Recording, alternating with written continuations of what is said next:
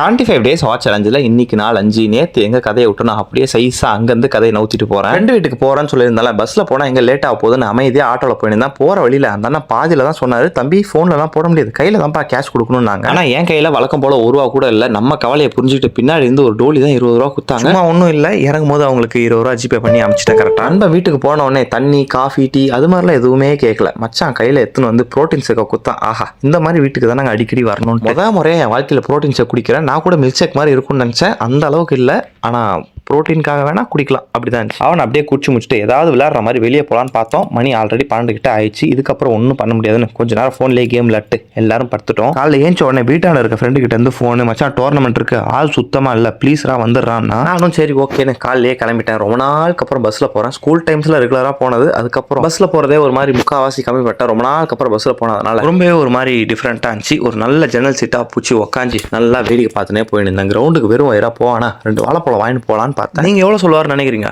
50 ரூபா சொல்கிறாருங்க இந்த 2 பழம். நான் அதை கேட்டு மனசே விட்டேன். வெறும் வயிறோட கூட நான் போய் விளையாடிக்கிறேன்ட்டு கிரவுண்டுக்கு போயிட்டேன். கிரவுண்டுக்கு போயிட்டு நான் அதை பண்ணேன் இதை பண்ணேன்ட்டு போயிலாம் சொல்ல மாட்டேன். ஏன்னா நான் ஒன்றுமே பண்ணேன். போனதுக்கு ஃபீல்டிங் வேணா உருப்படியாக பண்ணேன். என்னை கால் பண்ணி கூப்பிட்டானுங்களே, ஏன்டா ஒழுங்காக விளையாடலாடான்னு கேட்டானுங்க. நீ என்ன சொன்ன? ஃபீல்டிங்க்கு ஆள் இல்லைன்னு. ஒழுங்காக வந்தா நான் ஃபீல்டிங் பண்ணேன், அதோட என் கடை முடிஞ்சுன்னு சாப்பிட்டு இன்னைக்கு நாள் ஃபுல்லாக கிரவுண்ட்லேயே ஓட்டிட்டோம் நண்பர்களே.